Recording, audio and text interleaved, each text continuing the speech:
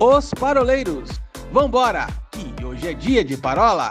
Olá, povo paroleiro, tudo bem com vocês? Estamos de volta para mais uma roda de parola inédita, parola de número 196, a terceira dentro do tema Missão Rio Grande do Sul. Não perca a conta, estamos já em contagem regressiva para a parola comemorativa de número 200, é isso mesmo. O canal dos Paroleiros segue na sua quinta temporada com força total e hoje a escalação aqui está composta de mente brilhante, decano e o nosso convidado mais que especial, pastor André Rissato, da B1 Church, lá de Caxias do Sul. Então, antes de dar as boas-vindas ao nosso convidado, e aí, mente brilhante, tudo suave na nave aí? Rapaz, é a primeira vez que nós temos uma igreja internacional entre nós, viu? B1 Church. Nem o Paulinho ele conseguiria algo nesse sentido. Ainda bem, viu, pastor? Porque a palavra fala para a gente não se associar, né, com aquilo que é mal. Então a gente deixou o Paulinho para uma outra parola. Nós oramos bastante, Senhor, livra-me do mal. E hoje nós fomos livres do Paulinho aqui, né? Então é um prazer estar aqui contigo e nós podemos aí falar a respeito do teu chamado, daquilo que aconteceu aí no Rio Grande do Sul, em Caxias do Sul, e que a gente possa, como essa tríade aqui, poder somar nesse propósito, que a gente sabe que o desafio para o Rio Grande do Sul é de pelo menos, e aí eu posso falar um pouquinho, dentro da atividade profissional que eu exerço, de uns colegas que tenham conversado de pelo menos um ano, e olhe lá, para que a cidade possa se estabelecer, não se reconstruir, se estabelecer. E então que nós possamos ser mesmo esse canal para alcançar vidas, alcançar doações e, quem sabe, contribuir para que haja um pleno restabelecimento, né? Pastor, muito bem-vindo. Queria que você desse um salve aqui para o nosso pessoal que está nos ouvindo, nos assistindo nas nossas redes sociais, no Instagram, no Facebook, no YouTube e nas principais plataformas de podcast da internet. Queria dar um salve aí, pastor André. Boa noite a todos. Para mim é uma alegria muito grande, uma honra muito grande poder estar participando com vocês deste momento tão especial, tão singular. Fico muito feliz, né, por estar participando e compartilhando aquilo que Deus fez, está fazendo, irá fazer em nosso meio, né? O nosso coração está cheio de alegria, né, de estar compartilhando aquilo que Deus, né, tem colocado nos nossos corações. Desde já, muito obrigado, né, pela organização do programa, cada um de vocês, bem descontraído, muito gostoso, bem leve. E vamos estar juntos até o final do programa, né? E a todos aqueles que estão conectados também, né? Que permaneçam até o final do programa. E eu acredito que tem muitas coisas especiais para cada um e vão estar conectados aqui. Então, tá aí o meu salve. Muito legal. Pastor André, ele é pastor da B1 Church, então, como eu disse, lá de Caxias do Sul, que é parte integrante de um concílio de pastores nacional chamado MFI Brasil. Então, eu quero aproveitar a oportunidade também e agradecer ao pessoal do MFI Brasil, na pessoa do pastor Samuel, e também na pessoa do pastor Márcio Martins, da Comunidade de Vida Plena de São José dos Pinhais, que faz parte da equipe apostólica do MFI, porque foram eles que possibilitaram essa ponte aqui com o pastor André. Mas, pastor André, a gente sempre faz esse bate-papo inicial, antes da gente entrar na questão da missão do Rio Grande do Sul, e é uma coisa que a gente tem feito com todos os nossos convidados, e não seria diferente contigo, a gente fala para todo mundo que antes de existir o pastor André, existe o André, né? A gente queria escutar um pouquinho de você, assim, quem é o André, quantos anos, casado, se tem filho, se não tem, e principalmente assim, como é que foi o seu encontro com Jesus? Conta um pouquinho para a gente como é que foi a experiência tua do encontro com Jesus e como é que você começou a discernir o seu chamado pastoral. Primeiramente, o chamado se deu no milênio passado, né? Vamos dizer assim, 1900 e bolinhas, né? Mas, enfim, eu estou casado há 23 anos com a Melissa, tenho 2 filhos, né, a Samara e o Abner, mas antes do casamento, antes do chamado, enfim, quero contar um pouquinho sobre a minha história. Eu nasci no berço cristão, né? Meu pai, pastor, fundador, estabeleceu várias igrejas em Campinas, São Paulo. Cresci em uma denominação mais conservadora. E na minha adolescência, Deus veio de uma forma tão especial no meu coração, porque havia alguns questionamentos de alguns preceitos, diga-se de passagem, preceitos de homens, né, mas não doutrinário, não princípio, enfim. E eu questionava todas essas questões, né, como adolescente, o porquê eu faço o que faço, porque creio no que creio, né? E dentro dessa especulação, eu tive uma experiência com Deus, a tal ponto que Deus trouxe uma convicção em um estar saindo desse ministério. E na ocasião, quando eu saí desse ministério, houve várias situações dentro da família, com amigos, até mesmo com a instituição na época, né? Enfim, eu era um adolescente de 18 anos de idade, estava para me alistar para o quartel, e Deus me chamou para o ministério, e Deus começou a trabalhar no meu coração, e nessa época a igreja estava passando por um momento de transição. Quando eu falo igreja, eu falo a igreja do Brasil, porque até então o que tinha-se no Brasil era uma igreja mais conservadora, né? E tinha as ultrapentecostais, enfim, né?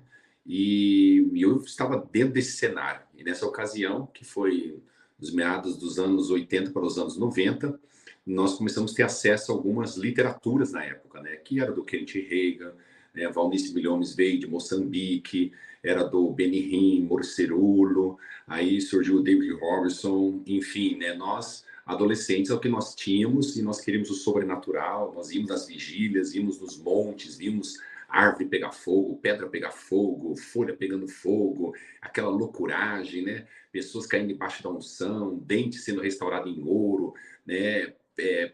Perna crescendo, braço crescendo, pessoas saindo da cadeira de roda, cego vendo. Então, um adolescente vendo Deus usar ele dessa forma é muito assim impactante. Até então, nós ouvimos a história, nós líamos a história, de repente nós começamos, né, a ver isso acontecer. E naquela ocasião, né, nesse mover que estava acontecendo, eu acredito que foi um despertamento muito grande na região de Campinas, São Paulo, né, e muitos outros adolescentes foram despertados, né, e hoje são pessoas que estão em proeminência no Brasil, fora do Brasil, que nós conhecemos, né, que nós temos uma aliança muito especial, somos amigos, somos irmãos dessas pessoas também, né, fazem parte do Unify, né, então nós encontramos na adolescência com essas pessoas, nos montes, nas vigílias, enfim, pregávamos 4, 5 vezes por dia, né? E eu era uma loucura, né? Como adolescente, nós ficávamos contando quantas pregações por dia, né? Quantas pessoas que nós oramos e caíram debaixo da unção, e quantos foram batizados com o Espírito Santo, quantas vezes, né, nós lemos a Bíblia, quanto tempo de oração, quanto tempo de jejum, né? E nós passamos várias horas de oração, jejum, buscando a Deus. E David Robertson, um dos caras que basicamente nos inspirou bastante, né? Quando ele conta de uma forma bem abreviada, quando ele ficou desempregado, e ele deu toda a hora de trabalho orando em novas línguas. E foi o que nós fizemos. Estou desempregado, fase de quartel, então vamos orar em línguas. E eu ficava dentro de um pavilhão orando em novas línguas até o negócio acontecer. E foi aí que as coisas começaram a acontecer, milagres começaram a acontecer, né? Deus começou a ministrar no meu coração, revelação da palavra, enfim.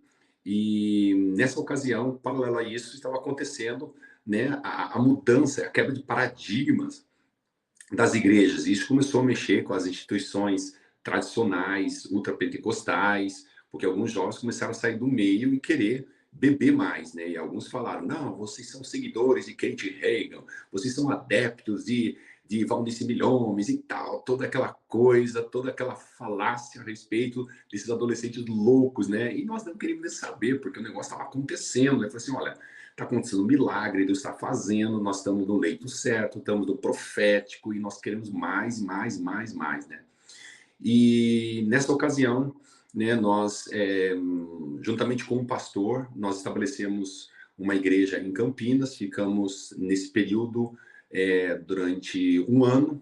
Depois desse um ano, né, nós passamos pela Renascer em Cristo, né? A Renascer em Cristo tinha o Rebanhão, Kadosh, Cats Barneia, eles estavam com aquela vigília no Copan, e era a igreja que mais quebrava paradigma. Eu me lembro que uma noite eu fui na reunião do Copan lá, de madrugada na vigília, tava um pastor Manga lá ministrando, e os caras lá, skinhead, punk, dark, tudo aquela loucura. Eu falei, meu Deus do céu, né? Começou a desconstruir várias coisas, né? E foi muito bom esse tempo, porque nós estávamos conhecendo, querendo saber qual era o caminho, né? O que Deus estava querendo fazer. Então, nós tivemos essas experiências, esses contatos, até que um amigo nosso, né, eu já conhecia, né, esse que é o pastor Luiz, que hoje está, Luiz Gomes, que hoje está no Canadá. Ele estabeleceu uma igreja em Vinhedo, próximo de Campinas, né? E na ocasião falou assim, André, você não quer passar umas férias lá em Guarapuava, no Paraná? Falei, cara, em Guarapuava? Lá tá eu, tá o Luciano, tá o Harold, tá... nós estamos lá, já fazem 5 anos, você não quer passar umas férias lá, né? Aí eu fui, né, para Guarapau passar umas férias, né? E eu me lembro que passaram-se mais, acredito que umas 2 semanas, né, o presbitério, eles me abordaram dizendo assim, cara, você não quer ficar aqui, né? Nós temos sentido de Deus você ficar aqui em Guarapuava. Eu falei, meu Deus, vim passar um tempo e os caras querem que eu fique aqui em Guarapuava, né? E eu peguei e falei assim, nem avisei meus familiares, e eu vou ter que ligar para meu pai. Liguei para meu pai e falei, pai, é o seguinte, né? Eu tinha me programado, estava voltando em 30 dias, né? Mas eu recebi um convite de estar, né, aqui em Guarapuava, morando em Guarapuava, para pastorear juntamente com os demais pastores. E eu quero saber, né, o que o senhor, o que passa no teu coração, como o senhor vê tudo isso. Ele falou assim, filho, fique tranquilo, porque durante 3 noites o anjo do Senhor me apareceu e falou que você não voltaria mais, né? E eu falei, uau! Então, para mim, foi um marco santo, né? Um memorial, e foi um start de um novo tempo na minha vida. E nós acabamos nos envolvendo, acabei me envolvendo com o ministério em Guarapuava, né? E ficamos lá durante 10 anos. No ano 2001, Luiz ele foi para Vinhedo. No ano 2002, o pastor Luciano foi para Irati, estabelecer a comunidade Irati. Alcance. Irati, depois de Irati, ele foi para Curitiba, né? E em 2008 eu comecei o processo da transição para Caxias do Sul. E eu me lembro que quando nós estávamos assim na surdina falando a respeito de Caxias do Sul, eu estava numa conferência do MFI, estava o pastor Bob McGregor. E aí, de repente, no meio da pregação dele, eu estava na multidão lá e tinha bolas de pastores à minha frente, eu estava basicamente nas últimas fileiras, bem no meio das últimas fileiras, né? Até ele apontou para mim e falou assim, coloque-se em pé, né? Eu me coloquei em pé. Aí ele começou a descrever Caxias do Sul. E ele começou a falar a respeito de um chamado. Até então, os líderes pastores não sabiam dos bastidores. E aquilo ficou, falei, meu Deus, ficou uma bola quicando, né? E aí nós tivemos que abrir para os demais pastores, que nós estávamos num processo de transição, né? Mas antes de tudo isso, né, eu já tinha tido vários sonhos a respeito de Caxias do Sul. Eu me via andando nessa cidade, né? Então eu não conhecia Caxias do Sul, as ruas, a cidade, enfim, né?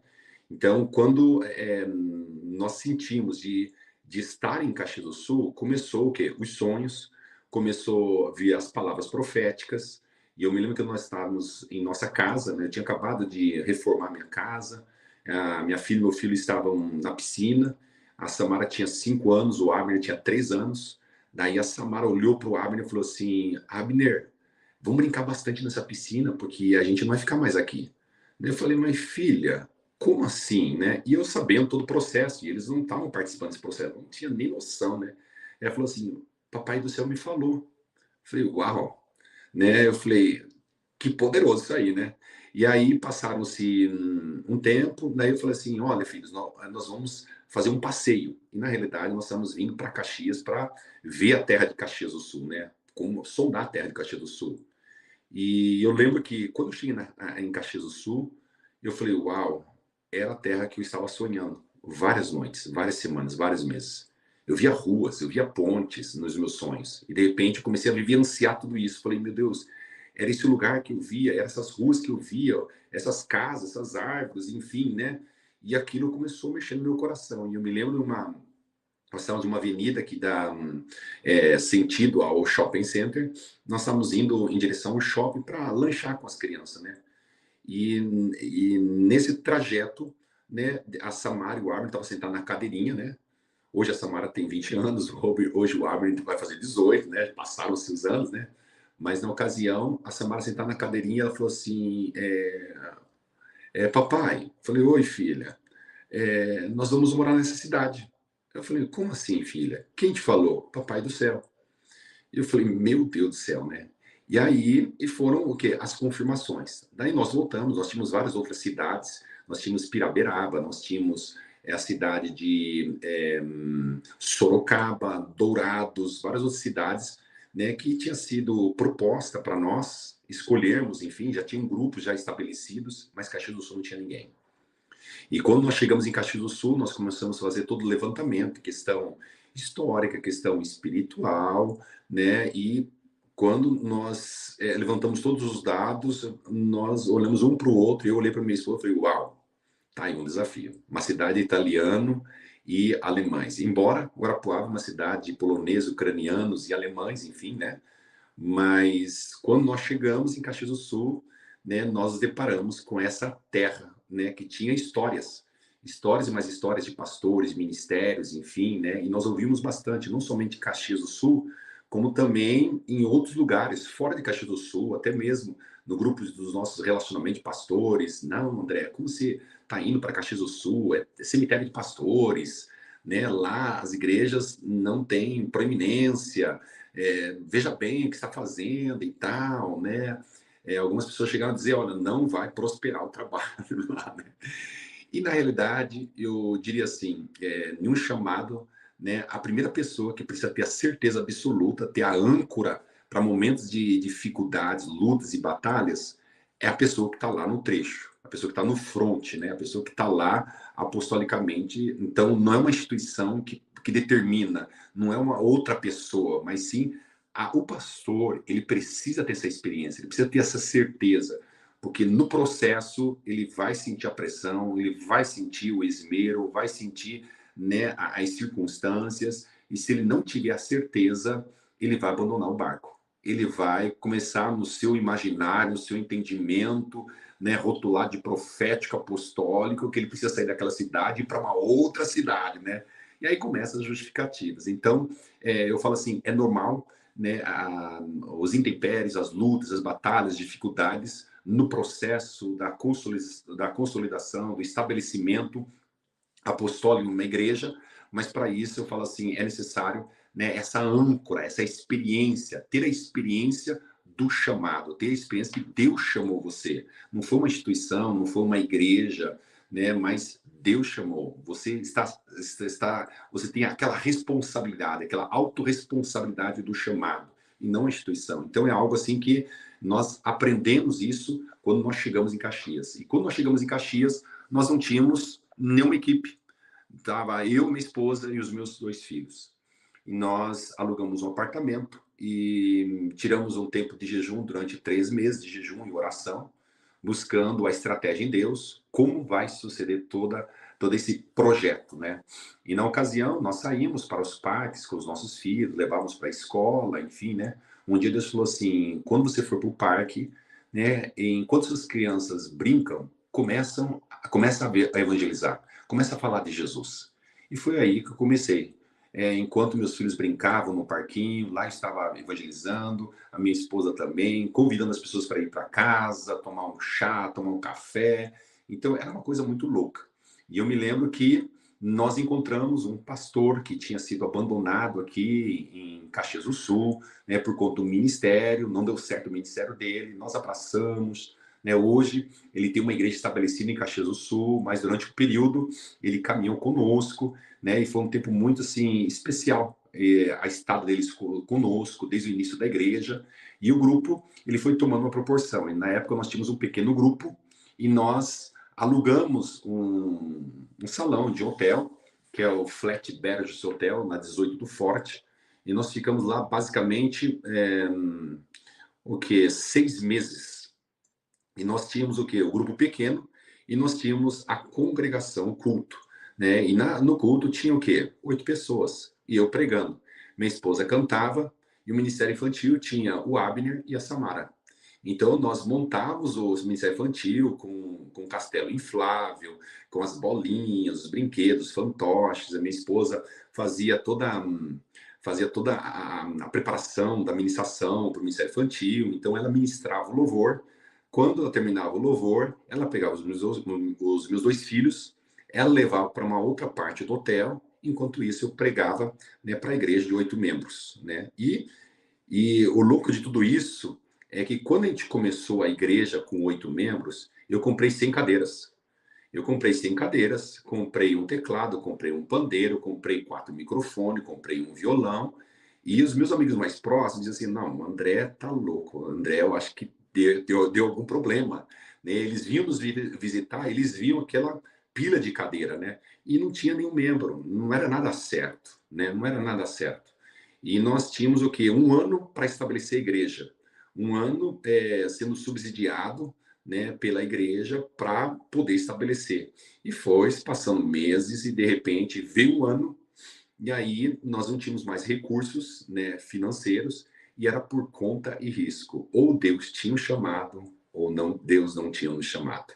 Então, foi aí que eu me posicionei, não que eu não tinha me posicionado, falei assim, não, agora o negócio vai romper. Né? Então, sempre aquela alegria, sempre aquela certeza, sempre aquela fé, né? E por várias vezes eu me deparava com as cadeiras e orava pelas cadeiras, até que nesses 6 meses nós saímos para um pavilhãozinho pequeno, com já não era mais 8, mas umas 12 pessoas, e entramos, nós colocamos as 100 cadeiras, e durante a semana eu passava orando pelas cadeiras e pregando pelas cadeiras, né? E pregando e visualizando todas as cadeiras lotadas, cheias, né? E deu o quê? Deu mais ou menos final do ano, a igreja estava cheia, as 100 cadeiras já estavam repletas. E aí nós tínhamos o quê? Uma entrada de R$ 1.000, né? E desses R$ 1.000, né? Isso era 2010, e nós tínhamos o quê? Subsidiar nossas vidas e pagar o pavilhão. Então era tudo por fé. Então nós não sabíamos como ia acontecer. Eu falei assim, Deus vai prover, Deus vai fazer o negócio acontecer. Quando deu um ano, a entrada era de R$ 1.000, aí Deus nos levou para um stretch, um desafio maior, a um pavilhão maior. E quando eu me deparei com esse pavilhão maior, levei a igreja, falei, olha, o que vocês acharam? Nossa, demais, fantástico, é aqui, tal, tal, tal. Ok, o valor desse aluguel é 8.800. Né? E agora, pastor, como vai fazer e tal, tal? Então, vocês gostaram? Gostamos. Né? E eu sinto que Deus nos chamou para este lugar. E nós não tínhamos recursos. Nós não tínhamos recurso. E até hoje nós nunca devemos nada, nunca ficamos no vermelho, Deus nunca nos decepcionou, Deus nunca nos deixou só, Deus sempre proveu, Deus sempre abriu portas, Deus sempre abriu o sobrenatural sobre nossas vidas, nós sempre vimos os milagres do Senhor. E nessa ocasião, como nós tínhamos uma baixa entrada, entramos em fé. E a igreja, até então, desde o início, ela foi pautada em fé, até hoje. Né? E eu me lembro quando nós entramos neste lugar, né? E nós falamos, ó, até o final do mês vai entrar esse dinheiro. E deu um mês, entrou o dinheiro. E deu outro mês, entrou o dinheiro. Nós pagávamos as despesas, pagávamos, né, as necessidades da igreja, enfim. Aí Deus nos conduziu para um outro lugar. A igreja cresceu nesse lugar. Aí Deus nos conduziu para um outro lugar, que é no Pio Décimo.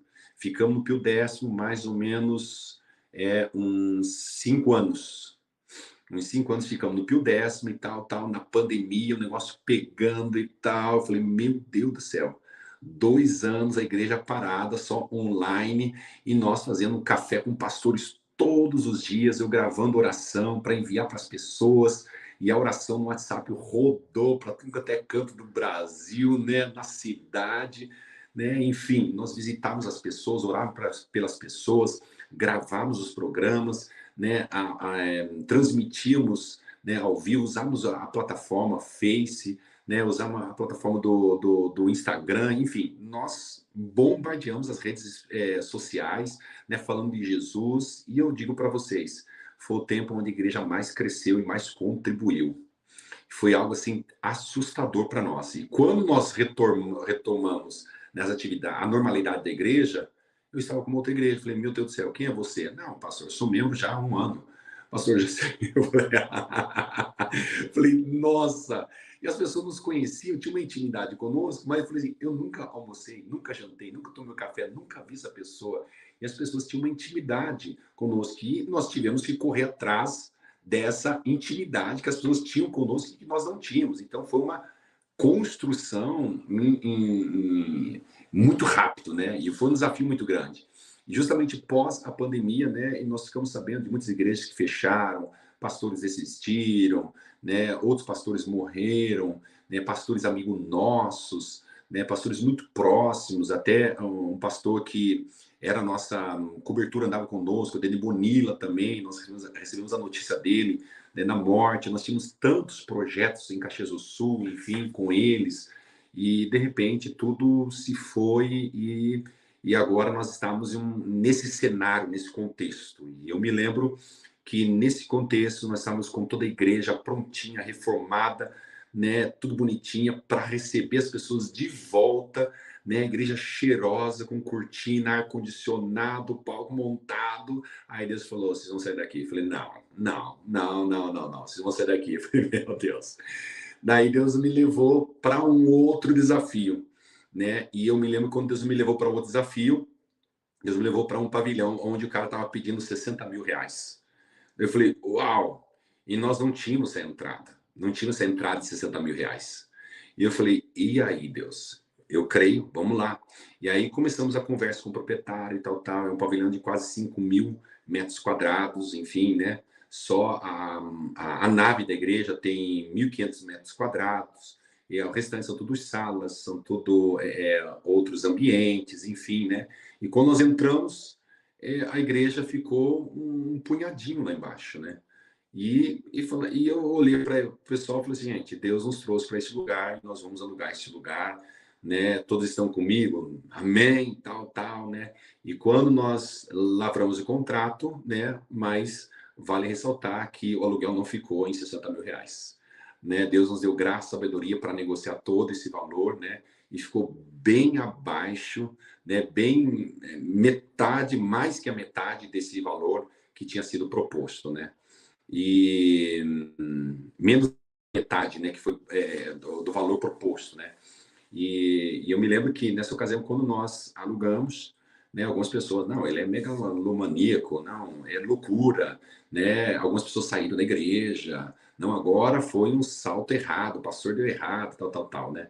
E nós começamos, né, a igreja começou a crescer, né, os ministérios começaram a crescer, né, nós trabalhamos com connects e fellowships. Connects são grupos pequenos de evangelismo, os fellowships são grupos de cuidado, pastoreamento, discipulado, né, com as escolas acontecendo. Nós temos várias escolas acontecendo, vários projetos acontecendo, né? E isso começou a acontecer pós o espaço, é lógico, né? E a igreja foi crescendo. E quando surgiu, né, a catástrofe, aí que nós entendemos o desfecho, o porquê estamos onde nós estamos, né? Então, esse aqui é um pouquinho da história, né, da B1 Church, né, em Caxias do Sul, né, de onde nós viemos, né, o que nós passamos e onde nós estamos. E a visão que Deus nos trouxe, que é uma visão para uma década, né, nessa década nós estamos estabelecendo igrejas, enfim, coisas acontecendo. Pastor, falou um monte de nomes, assim, muitos deles são conhecidos da gente, né? Eu tive a alegria de congregar com o pastor Luciano em Curitiba por 5 anos, né? E aí eu ia te fazer uma brincadeira no começo do nosso bate-papo, porque eu tive o cuidado de assistir alguns cultos, né, da B1 pelo YouTube, de ontem para hoje, quando nós conversamos, e eu desconfiei, eu falei assim, o pastor André não tem sotaque de gaúcho, ele não deve ser gaúcho, né? E minha primeira pergunta ia ser exatamente essa, né? Da onde que você é? Mas você já respondeu que você é nascido de Campinas mesmo? Campinas. Então mais um paulista aqui para falar nos paroleiros.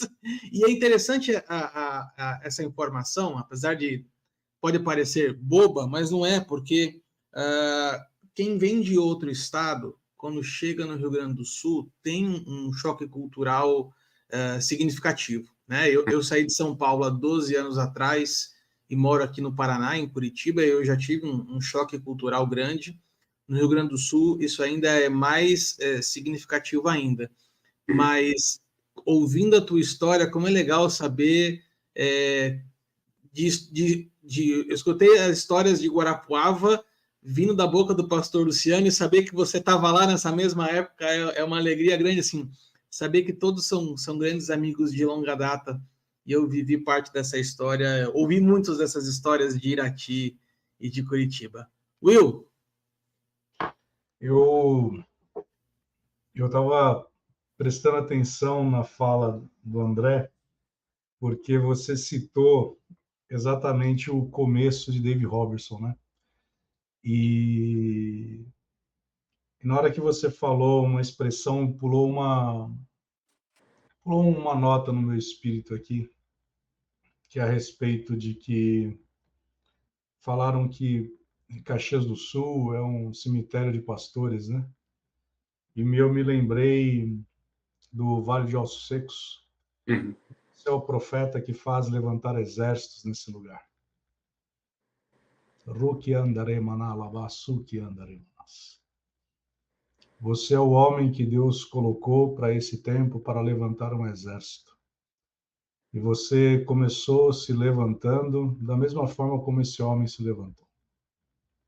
Amém. E eu tenho uma expressão que um determinado homem de Deus, ele orando por mim, ele se posicionou assim, que ele pudesse ser a plataforma de lançamento para que eu alcançasse novos lugares. Uhum. E você falando da sua trajetória, eu me lembrei da trajetória dele, e é interessante como Jesus, quando ele entra em Naim, Uhum. estavam celebrando a morte e a vida estava entrando. Uhum. E você é o símbolo de vida entrando nesse lugar, Amém. para trazer a diferença e para calar a boca do inferno, Amém. porque onde a vida entrou, Uhum. Amém. Creio nisso. onde a vida entrou, a morte vai ter que sair. Amém.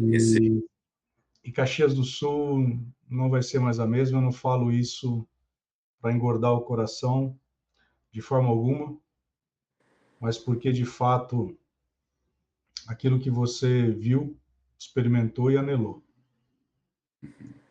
Eu digo para você, pastor, que numa nova estação que você vai entrar, coisas que você leu, que você almejou, mas porque no processo foi necessário, como o machado ou como o fio, ele tem que ser colocado no fogo, é batido, é batido, é batido, é batido. E você sabe o que eu estou falando. Aleluia. Louvado seja o nome do Senhor por homens como você, que, ainda que os discípulos de Elias diziam, mas ele vai morrer. E Eliseu falava, não, tem mais um estágio. Ele vai morrer, mas tem mais um estágio. E aquela unção dobrada veio. David Robertson, ele ficou orando por horas, dias, e vai acontecer. Amém. E essa é a visão que o Senhor ele me deu enquanto você falava. Um Amém. exército se levantando. Amém. Amém. E você não é um general de um homem só. E você sabe por que eu estou te falando isso. Porque isso é uma confirmação daquilo que o Senhor tem falado no teu coração. Uhum. Uhum. Amém. Amém. Eu acho que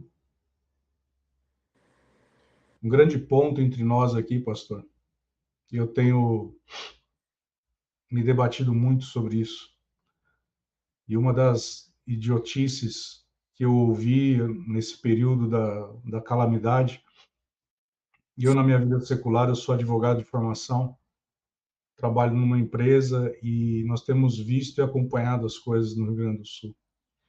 E uma das coisas que mais me impactou foi algumas pessoas fora da visão distorcer a palavra, dizendo que, na verdade, o que estava acontecendo sobre o Rio Grande do Sul era um juízo de Deus, porque o evangelho não entra aí. Mas a bem da verdade é que nós temos pessoas como você, e não falo isso para engordar teu coração, para mostrar que não, o evangelho está entrando. Só que ele Amém. vai entrar de uma forma.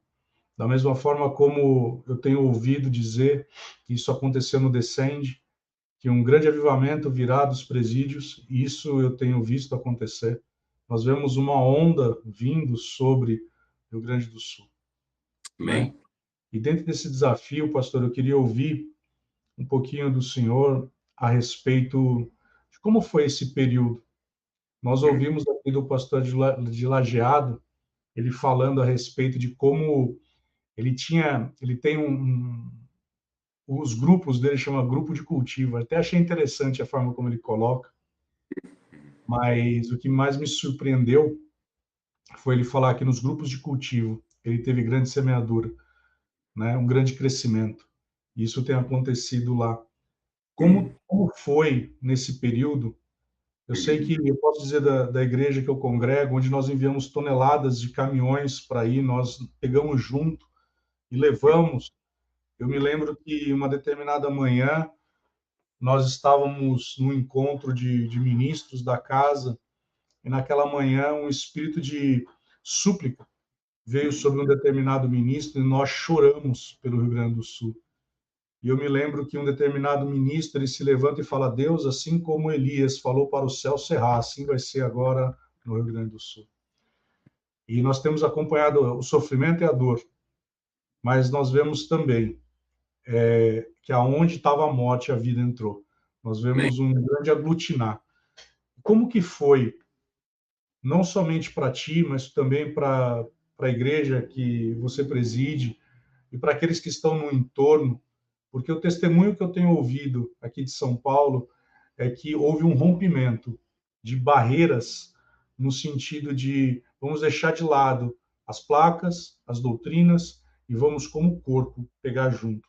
Como que foi isso para ti, para tua família e para a Biuan? E é interessante que, para vocês entenderem, né, na virada da década, né, nós tínhamos um nome na igreja, Comunidade Cristã Vinho Novo. E Deus chegou e mudou esse nome para Be One, que é um imperativo, né? Sejam um. E é interessante quando a gente estuda a questão de décadas, nas décadas coisas acontecem, né? É interessante, por incrível que pareça. E não passava nem no nosso imaginário que, de repente, nós estaríamos vivendo Sejam um.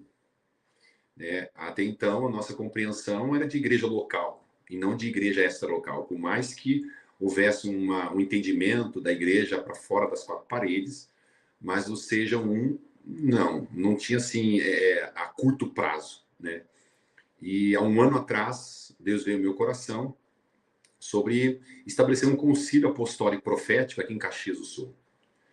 E nesse concílio eu comecei a trazer, conversar com alguns pastores, falar sobre o que estava percebendo, né, que o propósito do concílio apostólico profético não era exercer uma ingerência nos ministérios, não era substituir a placa da igreja, não era substituir a cobertura, a convenção das igrejas. Pelo contrário, ter uma mesa redonda de percepção profética apostólica, porque uma das coisas que eu tenho ensinado aqui a casa é que Deus entrega uma pecinha de quebra-cabeça, né, do design profético apostólico para cada pastor.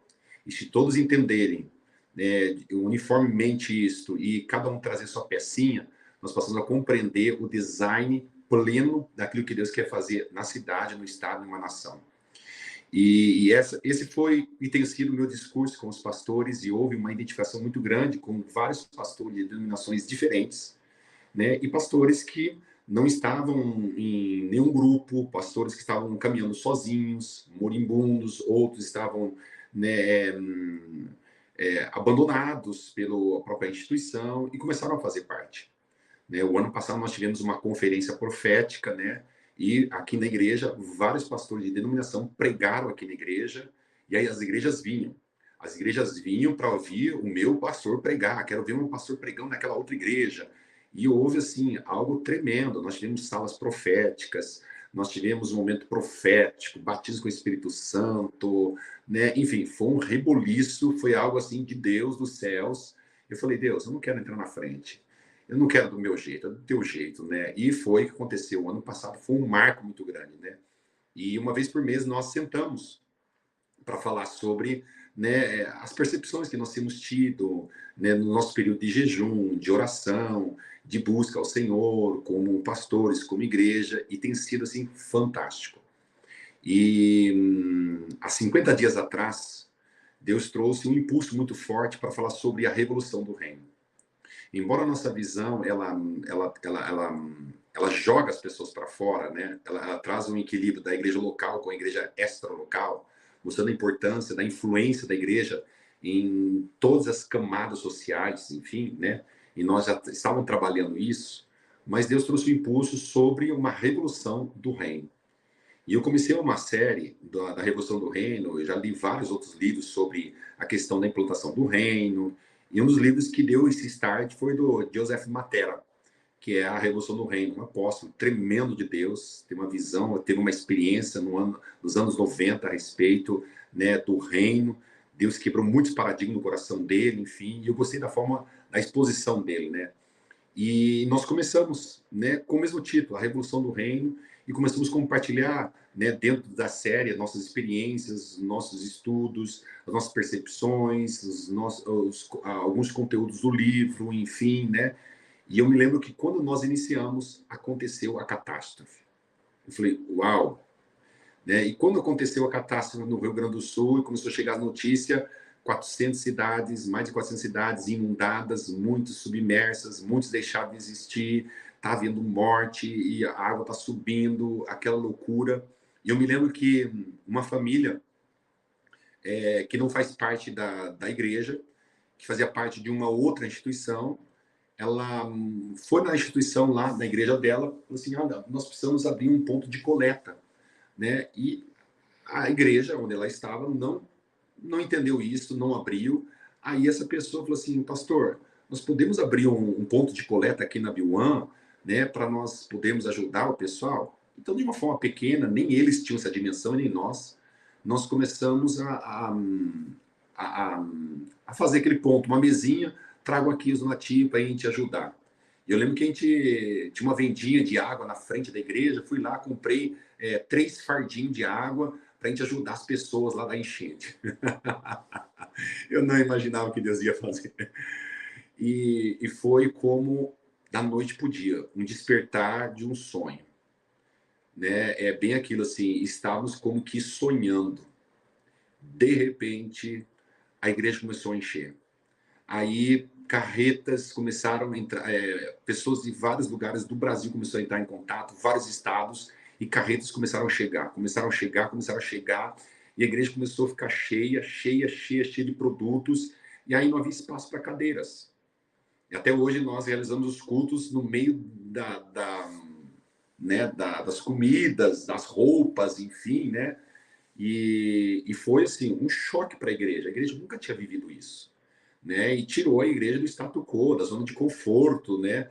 E aquela coisa, continue, o negócio vai piorar, né? E as carretas chegando, e era manhã, tarde, noite, madrugada. E eu basicamente dormia 3 horas, né? 4 horas, logo 7 horas estava lá recebendo carreta. E aí, o curioso de tudo isso é que nesse processo começou a vir o quê? Não somente as pessoas da igreja local, como pessoas de outras igrejas e pessoas não cristãs. Pessoas da Umbanda, da Quimbanda, do Candomblé, católicos, começaram a entrar na igreja para fazer a tal da triagem, a tal dos kits, né, para a gente separar para poder enviar. E nesse processo, essas pessoas começaram a se converter. Porque nós deixávamos música lá, os membros começavam a falar de Jesus, e aí as pessoas começaram a se converter no meio da triagem, e os cultos, né, sempre pessoas se convertiam, eram 10 pessoas, 15, todos os cultos, né? Isso é uma normalidade, né, na casa. Mas, de repente, muitas outras pessoas começaram a se converter. Muitas pessoas começaram a vir a Jesus. E elas vinham quebrantadas, elas ficavam na triagem, no domingo ia para o culto, e elas vinham chorando, se arrependendo, aceitando Jesus, né? E as cargas não paravam, né? E aí os empresários da cidade começaram a se aproximar. Aí chegavam algumas cargas com as roupas sujas, e nós tínhamos que lavar. Aí uma empresa de máquina industrial foi lá e falou assim: nós vamos instalar para vocês aqui as máquinas industriais para lavar roupa. E os caras encheram uma sala só de máquina industrial. Eu falei: meu Deus, que loucura é essa? Aí quando você olha para a Bíblia, você fala assim: meu Deus, Deus traria a riqueza das nações aos seus pés. Eu falei: Deus do céu, que loucura é essa? E de repente, né, pizzaria começaram a trazer pizzas, né, restaurante começaram a trazer comida. Aí empresas, né, nós temos a empresa Intral, uma das maiores empresas de iluminação, né, do Brasil, entrou em contato conosco. O dono da empresa foi lá, né, e vários outros donos de empresas começaram a ir lá. Não, nós vamos ajudar com a iluminação, nós vamos ajudar com isso, nós vamos ajudar com a alimentação, vamos lá. E de repente a coisa começou a acontecer, começou a tomar uma proporção muito grande. E aí, basicamente, a Bion se tornou um ponto de coleta de suplementos, né, e distribuição para todas as cidades do Rio Grande do Sul, né? E nós começamos, além de coletar, nós começamos aqui a fornecer. E chegava caminhão, né, e deixava né, a bagagem lá, deixava os alimentos lá, era 30 toneladas, 40 toneladas chegando todo dia, e ao mesmo tempo outros caminhões chegavam, abasteciam e saíam. Então era o tempo de nós estarmos descarregando, nós pastores, diáconos, membros da igreja, nós pegávamos as paliteiras com as bins, nós enchíamos, arrastávamos e tal, e de repente nós estávamos enchendo os caminhões para sair no trecho, e nesse cenário, né, frenético, sem saber o que iria acontecer, né, pessoas começaram a se converter, né, pessoas começaram a ter experiências poderosas com Deus, né, e muitas pessoas começaram, né, a vir, como eu falei, os empresários começaram a vir, né, as pessoas começaram a saber o que está acontecendo, nós queremos saber por que está acontecendo dessa forma, qual é o contato de vocês? Foi assim, gente, nós não, os contatos, nós nem tínhamos esses contatos, né? Começaram a acontecer, né? E a gente começou a entender, Deus está fazendo, Deus está fazendo. E eu diria para vocês que ainda não parou, né? Eu diria para vocês que ainda continua. Aqui em Caxias do Sul está chovendo, né? Não parou de chover, né? Cidades às quais nós assistimos, nós limpamos as casas por conta dessa chuva de uma semana. As casas foram submersas novamente, né? Algumas famílias perderam tudo novamente. Então nós vamos fazer um retrabalho, né? E isso tem gerado o quê? Um cenário, né, onde nós temos visto o quê? Jesus salvando muitas pessoas. Aí as pessoas chegavam para mim e falavam assim: pastor, você não vai orar para parar a chuva? Daí eu falei: meu Deus, será que eu oro para parar a chuva ou se eu oro para a vontade de Deus? Porque o negócio está tendo muita conversão de alma, né? Daí eu falei assim: Deus, que seja feita a tua vontade, que seja feita a tua vontade. Eu não sei, não tenho, né, como descrever o que está acontecendo, é doloroso, é luto, eu entendo tudo isso, né, mas no meio de tudo isso, coisas lindas, maravilhosas estão acontecendo, famílias estão se convertendo, pessoas estão se apegando a Jesus, pessoas que nós nem imaginávamos, pessoas que eram tão fechadas, estão se convertendo, estão se entregando a Jesus. E nós saímos para o trecho nas cidades, né, nós encostamos, na verdade, né, nós encostamos numa carreta cheia de donativos, as pessoas chegam, nós fazemos a pregação, o apelo, todas as pessoas se convertem a Jesus em arrependimento, em lágrimas, dizendo: nós queremos uma igreja aqui, nós queremos vocês aqui, né? Então, o que nós temos entendido é que a igreja, e eu acredito que não somente no Rio Grande do Sul, mas no Brasil, ela está vivendo um momento apostólico profético, momento de expansão, momento de despertamento, momento de avanço muito grande, né? E um momento de um equilíbrio entre a igreja local e a igreja extralocal. Porque até então, eu falo assim, a igreja extralocal era uma narrativa, era um discurso, era um ensino, e era muito tímida essa expressão da igreja extralocal. Mas Deus nos tirou de uma zona de conforto e nos mostrou, falou assim, essa é a igreja extralocal, né? Essa é a verdadeira religião, né? Onde você assiste as viúvas, aonde você acompanha os órfãos, aonde você alimenta as pessoas, e não somente com a caridade, mas sim com a palavra das boas novas. Então nós temos visto que existem as duas coisas acontecendo simultaneamente, né? A caridade, a solidariedade e também a palavra sendo implantada e a igreja crescendo, né? Então o que nós estamos vivendo nesse cenário de destruição, de luto, de perda, é um marco histórico. Assim como é um marco histórico, a enchente nunca houve no Rio Grande do Sul e no Brasil uma enchente como houve, aqui no Rio Grande do Sul nunca houve, né, um mover como esse, né, de pessoas se convertendo. Né, pessoas se convertendo. O Rio Grande do Sul é o segundo estado menos evangelizado. Tem algumas cidades que não tem nem igreja evangélica.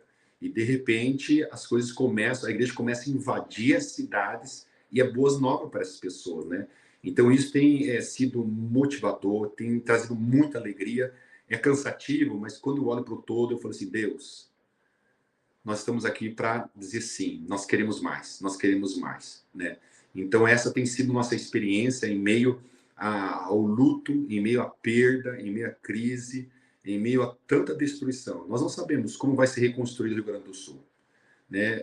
Nós não sabemos como tudo isso vai terminar fisicamente, mas espiritualmente nós temos uma percepção que algo lindo, maravilhoso está acontecendo e nós estamos aqui intercedendo, jejuando e estamos aqui celebrando aquilo que Deus começou a fazer, né? Então, esse é o meu depoimento a respeito dessa catástrofe que ocorreu e está acontecendo ainda em nosso meio. Pastor, o pastor falou muito sobre o papel estratégico da B1 dentro da região de Caxias, né? E realmente, assim, o teu testemunho, ele vem de acordo com aquilo que a gente tem escutado realmente, né? É como se Deus estivesse tirando o microscópio da gente e colocando uma luneta, né? Assim, vamos enxergar de uma forma um pouco mais ampla, vamos enxergar que existe algo muito maior do que os nossos quintais, vamos dizer assim, né? Existe algo muito maior que precisa ser olhado, que precisa ser atendido, e eu creio que a igreja, ela é sim resposta para muitas demandas da comunidade, né? E não só do Rio Grande do Sul, mas do Brasil e do mundo. Assim, eu sempre enxergo dessa forma. E a igreja, ela tem que se posicionar como uma resposta, né, para as dores desse mundo. O pastor comentou um pouquinho a respeito desse concílio apostólico profético, e a minha questão para a gente conversar um pouquinho junto agora é assim, passado, não está passado 100%, né? O pastor falou que ainda existem situações, e aí em Caxias do Sul, diferentemente da região do Vale do Taquari, da Grande Porto Alegre, foi a questão dos deslizamentos de terra que aconteceram mais aí, então foram outras demandas, vamos dizer assim, né? Mas a gente entende que existem desafios pastorais que eles vão muito além dessa organização de donativos e tudo mais. Queria escutar um pouquinho do pastor assim, pastor que está aqui, tem contato com outros pastores, que faz parte de uma mesa da cidade, vamos dizer assim, né? Quais hoje são os principais desafios pastorais que vocês estão encontrando nessa, eu vou chamar aqui um termo de reconstrução da cidade, né? Assim, o papel da B1 e das demais igrejas, quais têm sido os principais desafios pastorais para essa estação que vocês estão vivendo aí agora? Vamos olhar assim, existe um desafio, né? Eu acredito que para todos os nossos pastores é fazer, né, a igreja no seu todo compreender esse momento, né? Porque alguns compreendem, outros não compreendem.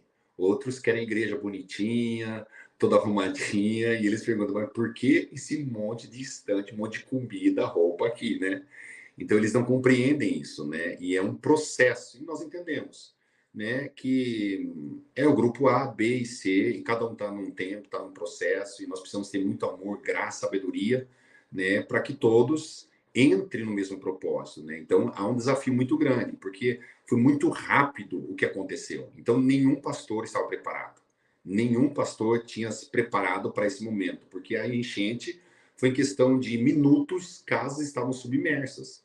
E as notícias chegaram muito velozes e nós precisávamos agir muito rápido, recebendo donativos e distribuindo donativos, né? E nesse processo, caminhões sendo sequestrados, roubos de caminhões, roubos de mercadoria, roubos das casas que estavam sendo sofrendo a enchente, e aquela pressão muito grande, a política, enfim, era um desafio muito grande em gerir toda essa logística desde a questão do sequestro dos caminhões, a ameaça e a questão política e tantas outras coisas, né, a igreja, né? Então foi muita coisa acontecendo ao mesmo tempo, né? E foi um desafio muito grande para todos os nossos pastores. E foi muito bom porque nós começamos a acessar uns aos outros e começamos a nos unir no mesmo fronte para poder lidar com essa situação emergente, né? Então, quebrou-se muitos paradigmas, quebrou muitos preconceitos, queimou muito aquela questão de vamos analisar para ver a idoneidade desse ministério, vamos analisar quem é esse pastor, a história dele, quem é ele, tal, tal, tal. Toda aquela questão, enfim, né? Então quebrou-se essa questão. Falei assim, não, cara, nós somos colegas, somos amigos, fazemos parte do mesmo reino, temos jeitos diferentes de fazer o reino, temos uma visão, temos propósito, como as tribos de Israel, cada um tinha um propósito, mas era tudo Israel. Vamos lá, bora lá, existe uma necessidade, vamos lutar junto, né? E hoje nós estamos vivendo isso, né? Então, hoje o que está acontecendo na cidade, estão se preparando para Marcha para Jesus, mas está acontecendo culto nas praças, né? Está acontecendo cultos nas praças, agora as igrejas estão saindo para as ruas e estão fazendo assim um reboliço, né? Uma loucuragem, né? Acontecendo. Eu falei, Deus, que negócio maravilhoso, né? Mas o nosso desafio, né, tem sido justamente assim, essa correr atrás, vamos dizer assim, é uma palavra mais próxima, correr atrás em trazer um entendimento amplo e profundo para a igreja, a estação em que ela está vivendo, para que a igreja não perca isso. E está batendo sempre na mesma tecla, que a igreja está vivendo um momento apostólico e profético, né? Entre nisso que vocês vão ter uma experiência tremenda, sobrenatural com Deus, né? E é lógico, os desafios financeiros que todos estão enfrentando, porque agora entra a demanda o quê? Da reconstrução das cidades, né? Isso fala de tudo isso, né? Porque quando nós nos mobilizamos para reconstruir uma cidade, construir uma casa, levar móveis, acontece novamente a chuvarada, a enchente, as pessoas perdem tudo. Então, a gente tem estado nesse impasse, né, como igreja, embora nós tenhamos recebido muitos colchões, temos enviado muitos colchões para essas cidades, enfim, né? Mas é o que temos feito até esse presente momento. Mas o nosso desafio também é discernir, né, qual vai ser o momento da reconstrução, né, e para que a igreja venha ser assertiva nisso, né? Então esse tem sido o nosso desafio como igreja nesse tempo que eu tenho percebido, né? E é lógico, existem algumas instituições que não creem como nós cremos. Existem algumas instituições que fecharam as portas, né, não querem mesmo, né, até mesmo nessas cidades que nós vamos, né, para ajudar, nós batemos na porta, pastor, abre a porta, nós estamos aqui com uma carreta. Não, não quero carreta aqui, não quero comida, não. Isso vai atrapalhar nosso culto, não, vai encher, não. Mas, pastor, isso aqui, afaga o queijo, você vai evangelizar a cidade. Nós estamos aqui ajudando, limpando a cidade, mas não entende, né? E é lógico, Deus tem seus meios, Deus tem os caminhos, nós entendemos isso, né? Então, nós não julgamos a situação, mas estou falando de um quadro, de um desafio que nós temos, né? E nós nos deparamos com pessoas que estão em um processo, né, diferente, né? Não está vivendo isso, né? E é triste para nós, assim, e ver uma situação como essa, a cidade totalmente destruída, né? E as igrejas fechadas, né? As igrejas indiferentes, né, em alguma outra igreja, ela se mobilizou, se levantou, entrou em contato, né, para a gente poder ajudar, mas a gente encontra situações bem difíceis, né, por conta da estrutura, né, das outras igrejas. A gente quer ajudar a instituição e existe toda uma burocracia, né, da instituição, que é uma instituição grande, enfim, né, no Brasil, enfim, daí não pode, tal, tal. Então, é um desafio, porque nós não estamos por placa de igreja, nós não estamos por nome, sobrenome, nós não estamos promover o nosso nome. É o reino de Deus, são pessoas famintas, são pessoas que precisam, e é o momento de cair tudo por terra, né, e vamos lá, bora, todo mundo junto, né, estabelecer o reino de Deus, né, e isso tem sido nosso desafio, porque é encontrar essa dor, né, essa tristeza, porque em algumas situações nós somos barrados em não avançarmos, né, e vemos a necessidade de algumas pessoas, né, mas enfim, essa basicamente tem sido o nosso desafio. Nos demais, né, nós temos visto o favor do Senhor em tudo, né. Pastor, diante disso tudo, eu imagino que o Senhor ele tenha dado ou tenha colocado no teu coração uma nota, né? Eu falo sobre nota e os meus coleguinhas aqui, eles ficam meio aborrecidos comigo, né? Porque eu falo, Deus colocou uma nota, outro dia um colocou achando que eu estava um piano no coração, mas eu não tenho, né? E o próprio Cristo falou, né? Perdoais, não sabe o que falam. Mas qual é a nota que tem no teu coração? Qual é a palavra que Deus ele tem dado? Eu sei que nós já ouvimos muita coisa aqui, mas qual é a nota que de fato está no teu coração para esse tempo, né? Eu entendi e tremendo as direções, as instruções que Deus ele tem dado, mas existe uma palavra dentro do teu coração para que nós possamos ecoar isso. Uhum.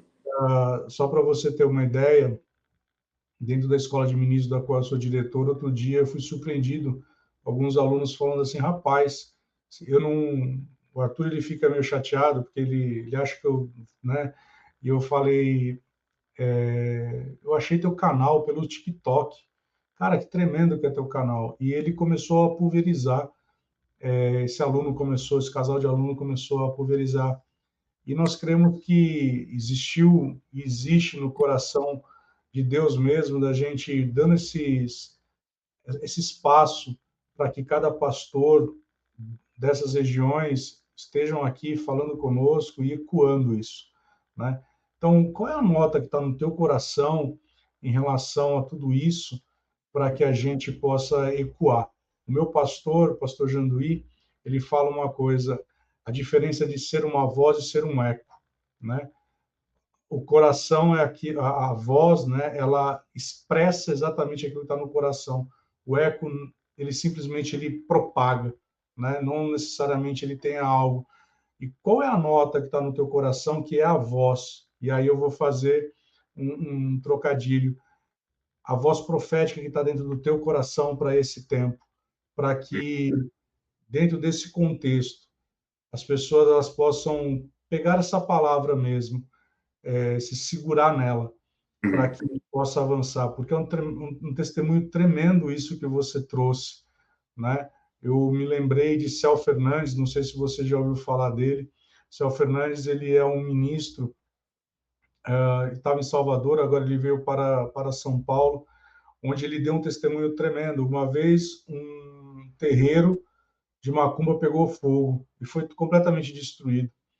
E ele começou a levar água, alimentos para aquele terreiro. E as pessoas, a religiosidade, né, dizia: mas rapaz, você está louco de fazer isso.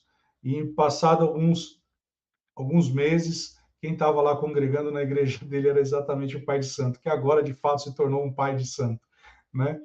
Então, qual que é a nota? Qual que é a voz que está dentro do teu coração a propagar? É interessante essa pergunta sua, né? E que na realidade a gente tem percebido que não é somente no meu coração, mas quando eu saio, né, para as ruas e eu converso com as pessoas, né? E as pessoas elas vêm falar disso, da situação que o Rio Grande do Sul está passando. O entendimento é o mesmo. Pessoas cristãs e não cristãs. Então, o que Deus tem trazido é Rio Grande, volte seus olhos para mim. Então, eu vejo que é o momento de Deus chamando o Rio Grande. Deus convidando, só volte seus olhos para mim. E eu vejo assim, que a situação é uma situação onde Deus está com os braços abertos para o Rio Grande. Simplesmente dizendo assim, ó, venham, venham. E é interessante que quando eu converso com pessoas não cristãs, elas falam a mesma coisa. Olha, Deus está pedindo para nós voltarmos para Ele. Né? Nós temos que olhar para Jesus, temos que olhar para Deus. Nós olhamos para tantas coisas. Nós olhamos para tantas coisas erradas e nós temos entendido que é olhar para Ele, né? E ninguém tem visto Deus como justiceiro. Isso que eu achei muito assim, interessante, porque normalmente quando acontece uma situação, poxa Deus, o Senhor é mau, o Senhor fez isso comigo, olha só, perdi tudo isso e tal, tal, tal. Olha, Deus está mandando um juízo. Mas não, as pessoas estão tendo fome de Deus. Elas querem Deus. Elas entendem que é se apegar com Deus. Então, quando desencadeou mesmo toda essa situação e foi se avolumando, veio uma mensagem muito forte no meu coração. Né? Não ore para parar a chuva, ore para a vontade de Deus ser estabelecida. Né? E diga ao povo para voltar os olhos para Deus. Né? Então, isso tem sido a nossa tônica. E nós temos visto assim que várias pessoas que não têm ouvido essa mensagem têm falado a mesma coisa, pessoas cristãs, não cristãs, a igreja tem compreendido isso, né? E tem sido muito, sim, especial. Momento, assim, de volta para Deus, momento de arrependimento, de entrega aos caminhos, reconhecer a presença do Senhor, a supremacia de Deus, o governo de Deus, enfim, né? E é o que as pessoas, quando elas ouvem essa mensagem, elas têm se arrependido, elas têm vindo, né, chorando, abrindo seus corações, dizendo, eu quero esse Jesus. E essa tem sido nossa experiência dentro da igreja local e dentro da igreja extra-local também, quando nós saímos para o fronte, né, em outras cidades, enfim, para trazer esse evangelho, né? Então essa, eu diria assim, é a nota que tem estado no meu coração. Eu gostei muito dessa expressão igreja extra-local. É a primeira vez que eu escuto essa expressão e eu vou adotar isso, porque é uma visão assim muito bacana. Pastor, dentro do nosso bate-papo, chegando já ao final, a gente sempre deixa aqui na nossa tela, então não vai ser diferente aqui, vou deixar agora aqui na minha tela, aliás, na nossa tela, a chave Pix lá da Bill One Church, para você que está nos ouvindo, para você que está nos acompanhando em vídeo, se você quiser ofertar, se você quiser ajudar de alguma forma o ministério da Bill One, o ministério do pastor André, que, como ele mesmo disse, continua até hoje fazendo coisas lá e a previsão ainda não é acabar tão cedo, né? Tem muita coisa para ser feita ainda pela frente, então eu quero encorajar você, desafiar você, para que você esteja contribuindo de forma generosa, ofertando de forma generosa lá no Ministério da Bill One Church. Se você está nos ouvindo só por podcast, eu vou deixar aqui no descritivo do vídeo todas as informações da igreja, o site, perfil do Instagram e também endereço e chave Pix. Então, pastor, eu queria realmente mais uma vez agradecer a tua disponibilidade, teu tempo, de ter aberto as suas portas para a gente. Foi assim uma honra muito grande escutar você, saber de tantas histórias em comum, né, e saber que de alguma forma a gente está se entrelaçando novamente.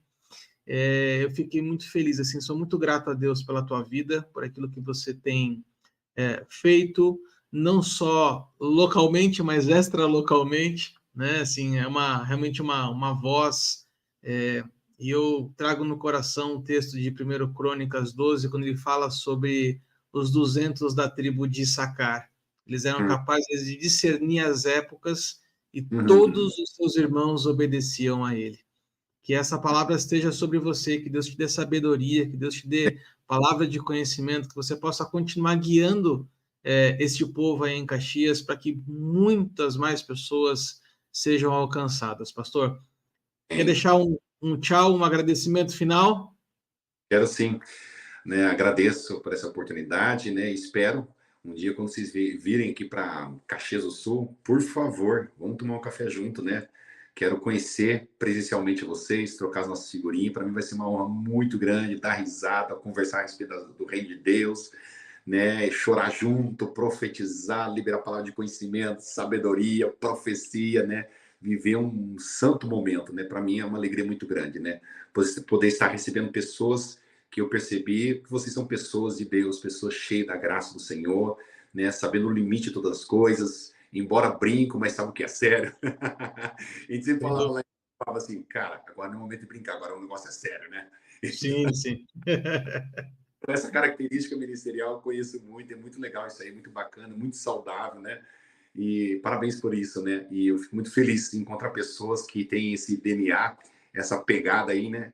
Mas vocês sempre serão bem-vindos aqui no nosso meio, as portas estão abertas para recebê-los, enfim, né? E eu agradeço mesmo a oportunidade e a todos aqueles que estão conectados, que Deus possa estar abençoando grandemente. Nós estamos recebendo vários grupos missionários, né, do Brasil, fora do Brasil, para estarem aqui, até mesmo para sair a campo, né? Se de repente, né, na igreja de vocês tem algum grupo de missionários que queiram falar, não, nós queremos estar junto, entrar em contato conosco para a gente colocar numa agenda, né, para ter uma experiência, colocar os alunos para estar nesse front, né, ter essa experiência de uma igreja extralocal, né?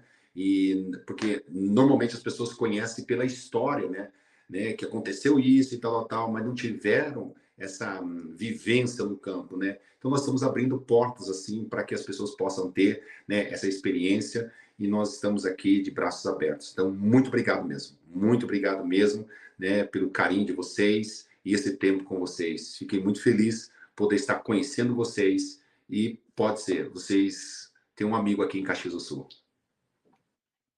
Amém. Então, nosso muito obrigado para você que nos acompanhou até aqui agora. Nosso salve e até semana que vem nós estaremos de volta com mais um episódio dessa série Missão Rio Grande do Sul. Já deixa seu joinha aqui, compartilha nas suas redes sociais. O nosso desejo é que essa mensagem alcance o maior número de pessoas possível. Nos vemos na semana que vem, se Deus quiser. Tchau, tchau.